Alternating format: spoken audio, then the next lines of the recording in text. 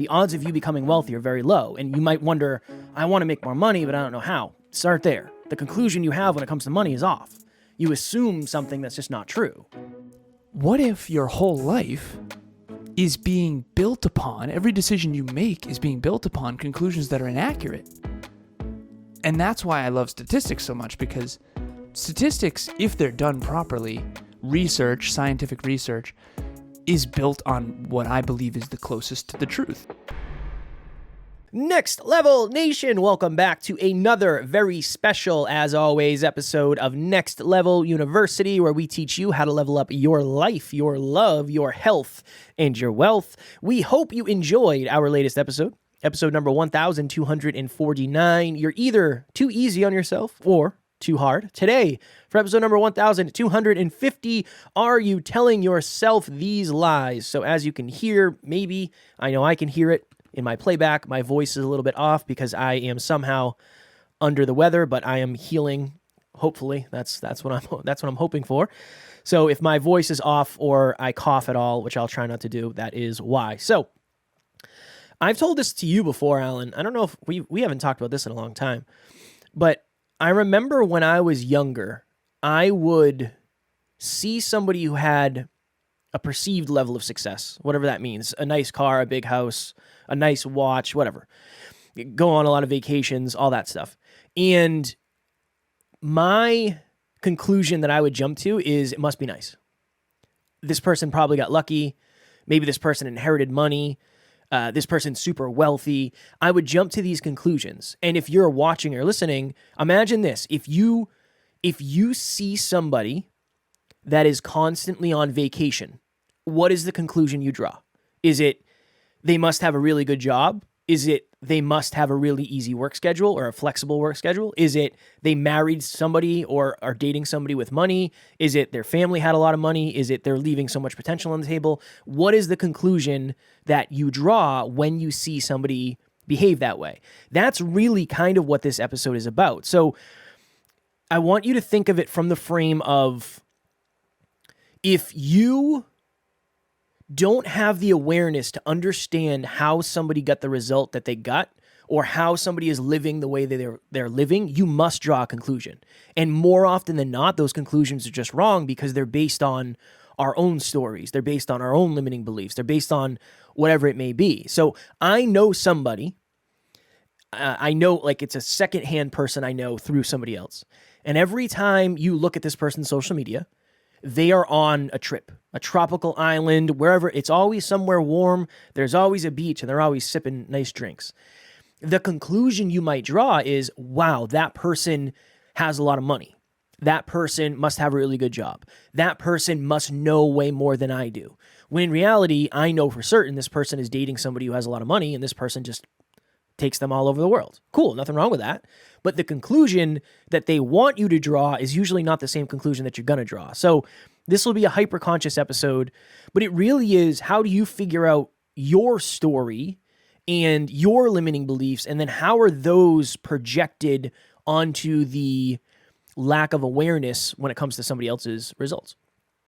So this is really, when Kevin says drawing a conclusion, what he's really saying is drawing a belief, a deeper understanding. And there's huge implications to what we all understand. There's huge implications to your beliefs. If you believe that you are going to achieve something, that's very different than believing that you're not going to achieve something. So everything you do and don't do is predicated on your beliefs, really, if you think about it. That's why the same thing can happen to two different people and they react completely differently. It's usually based on core beliefs. So Kev, you drew this for me the other day. He said when there's someone on stage teaching, everyone on stage, or the person on stage is teaching something. The people in the audience, if they have low awareness, they are drawing a conclusion about that person. And this is all done unconsciously or subconsciously, by the way. So all human beings at all times are drawing conclusions. That's how we navigate through the world, aka, I'll give a silly example. Emilia and I were in the Appalachian Trail, and we were essentially, it was really, really icy, and so we were hiking it. Not the whole thing, but like we went for probably like 3 hours there and back. And it was only us. And we figured that we drew a conclusion. drew a hypothesis. We figured we would not see anybody else because it was so icy that it was like nearly dangerous, actually. And Kevin's like, you got to stop going on these hikes. Hey, you got to stop doing this to me. But anyways, so I drew a conclusion. We're not going to see anybody. No one else is hiking right now. It's freezing rain. It's icy as hell. It's very challenging to get up this trail. And I don't think we're going to see anybody. We did end up seeing 3 people. So one couple of 2 people and then one additional person, which is awesome because we ended up getting a photo because they took a picture for us, which was great. And then your brain starts messing with you because now you know you're the only 2 people for the most part on the hike other than a couple. And this is like deep in the mountains. Okay, deep in the mountains. We heard turkeys. We heard like turkeys. And then all of a sudden my brain drew a conclusion and it went, oh, okay, so there's turkeys over there. Mountain lions probably eat turkeys. I bet you there's mountain lions in these mountains. Okay, interesting. So your brain starts messing with you. Now all of a sudden I'm looking up at the rocks because I've witnessed, and you have cats, so you know the deal. You've witnessed how they creep up. And so Tauriel, our kitten, she always attacks Tucker before he runs up the stairs. So she like gets down and like, hides, and cats, pounce Does or she whatever. do the She's butt being wiggle? playful. Does she do the butt wiggle? Does she wiggle her butt before she launches? No, I don't think so. You got it. That'll happen at some point. The cats, we say they're charging up. They wiggle their butt. Oh, and then they right, go. right. It's my Maybe she does that. I don't know if she has to do that or not yet. She's still kind of a light. She's only 5 pounds. She's a little one. But anyways, so all of a sudden my brain starts drawing these conclusions of, oh, this actually is pretty dangerous. This is like fairly dangerous. And then there could be a mountain lion, XYZ. And again, at the end of the day, I know the statistics. It's very, very small chance that any of that would ever happen. But guess what I did? I took a new action based on that conclusion I drew. I grabbed a giant tree trunk that had these huge spikes sticking out of it, and I carried that thing down the whole time. Because if anything were to happen, that log would definitely do some serious damage. And so at the end of the day, you make I know that's a silly story, but you make all of your decisions based on the conclusions you draw. What if your whole life is being built upon, every decision you make is being built upon conclusions that are inaccurate? And that's why I love statistics so much, because statistics, if they're done properly, scientific research, is built on what I believe is the closest to the truth. If you take a random sample of 1,000 people and you weigh them all, and take their height, you'll be able to see a statistical sampling of the average, if it's in the US, the average American male or the average American female or whatever. And you can see the statistical sampling. That's why I adore numbers, is not because I don't like numbers for the sake of numbers. I like numbers because numbers can represent the truth so that I can draw a more accurate conclusion so that I can be more effective in the world. And so for you, Kev, back when we were kids, you and I talk about this, we grew up together kind of, and we used to think that adults had it all figured out.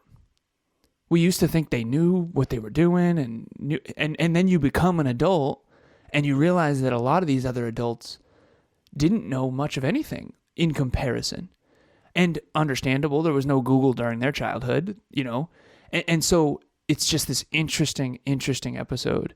And I think the implications of this are really big, because if I were to bring it down to one, I always think about this, like, what's the one determining factor of someone's quality of life? And there's 2 things that come up for me. One is always belief. What do you believe about yourself? What do you believe about others, and what do you believe about the world? So belief is number 1. Number 2 is who you surround yourself with. Why? Because they're going to greatly affect your beliefs. And then 3 would be choices, which all 3 of those are super connected. Who you surround yourself with and what you believe is determining every choice you make. And every choice you make has an outcome. And there's empowering choices and disempowering choices. And so the conclusions you draw are, everything. My goal is, and I had this when I was coming up with this topic, it's like, I just want to make sure that everything always connects to you if you're listening. So Next Level University, what is Next Level You? It's helping you figure yourself out. It's helping you level up life, love, health, and wealth. This is one of those things that it's an understanding of you. And it's also an understanding of the world from the perspective of, if I had this car, not even when I have this car, when I have a Mercedes AMG GTR, people people will automatically think I know more than I do. Just based on the fact that the conclusion that they must draw is, okay, he has a 180,000, 200,000, whatever it is. He has that car. He must know more than I do. He must work harder than I do. He must have more connections than I do. He must have a bigger business, whatever it may be, a million things. Or he doesn't care about the environment like I do. He doesn't care about his family like I do because he would put that money towards his family. He is flashy. He has an ego, whatever. He's arrogant, whatever it may be. That's why this is so important to understand, because if you do react that way, then what are the odds of you accomplishing your goals when it comes to finance or whatever it may be? So this is a very deep thing where this is happening to you all the time. Imagine you're in the drive-thru at Starbucks or Dunkin's or Tim Hortons, whatever coffee shop you frequent, and the person in front of you pays for your coffee. You're going to draw an assumption. I don't know what that assumption is. I don't know what that conclusion is, but you're going to draw one. Maybe it's, wow, that person must be having a really good day. Maybe it's, hey, maybe that person has a lot of money. So just understanding that the conclusions you draw are kind of dictating your reality in this weird way. Now, the reason I wanted to talk about it is because you have to be very careful. Again, we talk about social media very often because most people, including myself, consume social media, and oftentimes more than we should. And one of the reasons social media is so dangerous is because you're drawing conclusions based on what people want you to draw conclusions on.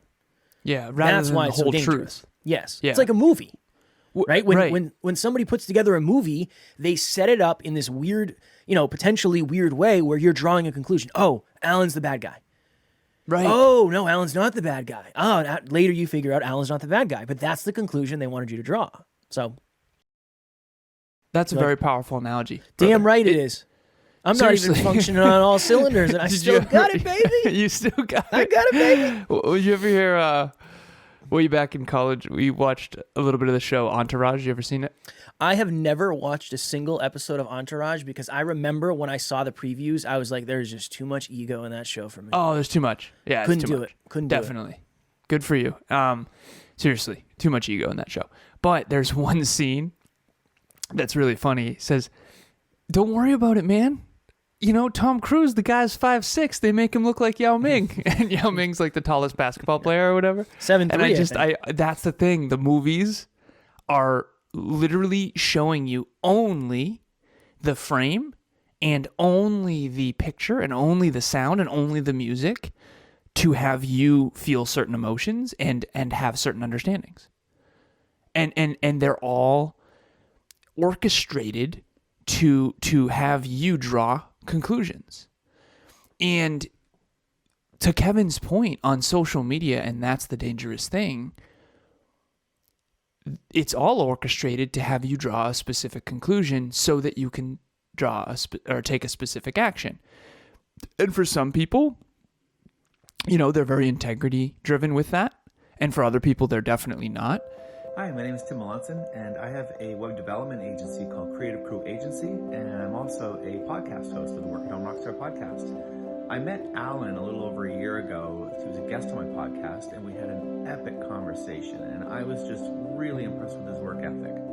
And so I decided to jump on board with him, and it's been a little over a year now. My business has grown, but more importantly, I feel much less stressed and much more purposeful with what I'm doing in the direction that I'm going. So I definitely highly recommend Alan. If you're looking for some accountability, if you're looking for some tools, then look him up, take him up on this consultation.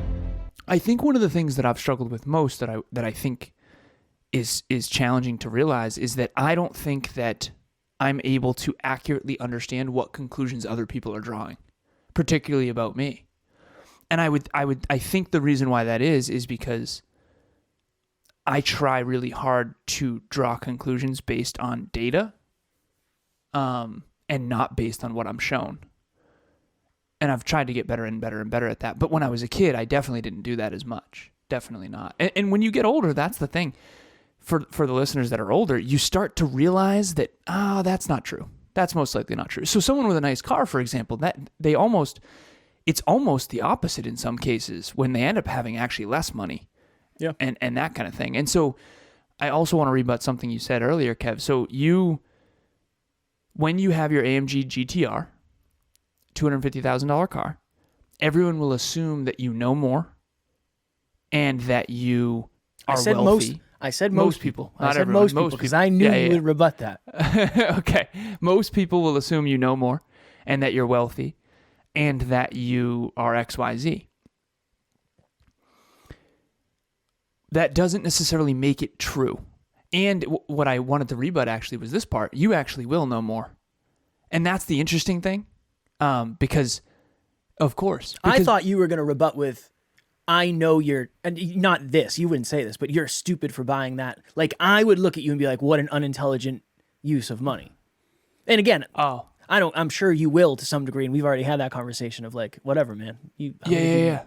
Totally. And that's an interesting conversation. That is the conclusion that I would draw. I'm going to tell this story because I think this is really important. Kevin and I had this discussion one time, and I want everyone listening to really put yourself in this scenario. So I had this person come to my home, and they were driving a 2002 Toyota Camry, and the paint was chipping off of the roof. And I know this person, and I know this person well, and I know this person is extremely good with money, okay? Like, extremely good. On the very high end of investing for her future and, puts stuff back out of her cart, like takes stuff, puts it in her cart, and then puts most of it back before she leaves Target, okay? She's very, very intelligent with her money, very. Almost to a fault, by the way. But again, as far as consumption goes, she's excellent. So I know this person. I drew the conclusion, wow, how cool is that? She's driving a 2002 Toyota, and she's actually going to be very, very wealthy. And mathematically speaking, she's going to be a multimillionaire. And I already crunched the numbers, and we talked about it in XYZ. And Kevin said, Alan, but here's what you don't understand. Everyone else assumes she's broke. Yeah, most people assume she's... And I said, wait, what? And I'm like, and he was like, well, she's driving a 2002. Why else would she drive a 2002 with paint chipping if she has all that money? If she has hundreds of thousands of dollars, why would she be? And I said, because she's intelligent with her money. And that was when Kevin and I really started to understand this thing, where I remember I've been trying to explain this for a really long time. Why does intelligence matter? Like, why? The best way I can explain it is that intelligence is an accurate understanding of the whole picture. When you have an accurate understanding of the whole picture, you can draw the right conclusions. When you draw the right conclusions, you can make the right decisions. In other words, if you assumed that person's broke, you might give her money when she has 10 times more money than you do. The point, and you probably wouldn't, and then even if you did, she'd say, no, I'm good, don't worry. But you see how you make every choice based on conclusions you draw, which is based on data you see? You have to see data beyond what you see. That's what intelligence, I think, is. In other words, you hear the turkey call and then okay, we're in the mountains. Okay, it's only us, so there's not that many people here. Okay, I don't have a weapon, so if something went wrong, I would be screwed. Okay, let me pick up this massive log that I know would potentially kill something. Like, that literally is intelligent. That's what intelligence is. What's the difference between us and dogs? Dogs can run into the street and get hit by a car. Humans look both ways because they know that cars are dangerous. You know what I mean? So I think this is the concept right here. Like, the conclusions you're drawing are dictating your decisions and therefore your destiny, 100%. And the point of this show, Hyperconscious Before Next Level You, change the way you think, change the way you act, change the way you live. It might as well be called change the conclusions you draw, make them more accurate, change the behaviors you do and don't do, and then change your life. And that's really what we talk about every single day. So I'm thrilled about this episode, and I hope that everyone can at least start doing this metacognition of like, what conclusions am I drawing? Am I assuming that person's mean just because they're good looking? Am I assuming that person's, intelligent just because they have a nice car? You really should start questioning the conclusions you've been drawing. And now I'm starting to understand the conclusions people draw about us are not necessarily the conclusions we want, particularly me. Yeah, I would say more, probably more. I don't know. So, again, I can only base that off what I know, but I would say it's because you, very simply, you don't understand the conclusions people draw. That's all it is. You never really thought about it before because your conclusions are different. That's all it really is. One more thing, I know we got to jump. Sure. Kev, your wife, Taryn, before she was your wife, she told me, and Kevin was there for this, so she wasn't talking behind his back. She said, yeah, no, if I had met Kevin when we were in our early 20s, I would have seen a jacked, shirtless, tattooed guy in a sports car, and I would have assumed douchebag, for lack of better phrasing. She was being playful. And I said, here's the interesting thing. I lit up like a Christmas tree. Here's the interesting thing. 9 times out of 10, you'd have been right. Yeah, it's possible. You'd have been right. Like again, I was the her one. conclusion. I was the 1 out of 10. You're the 1 in 100 that actually ends up being an unbelievably nice guy. Well, maybe back then I probably was. I was never bad, but when I was in my early 20s, I wasn't the most virtuous human on the planet. So, but let's say she determines, okay, ego-driven man equals pain. That's called survival. That's a good conclusion to draw. That's the thing. And people say don't judge a book by its cover. It's like, well, you gotta have some conclusions that are gonna help you make decisions, right? And so I think that's a really good analogy. Don't judge Kev just because he's shirtless with tattoos in a sports car.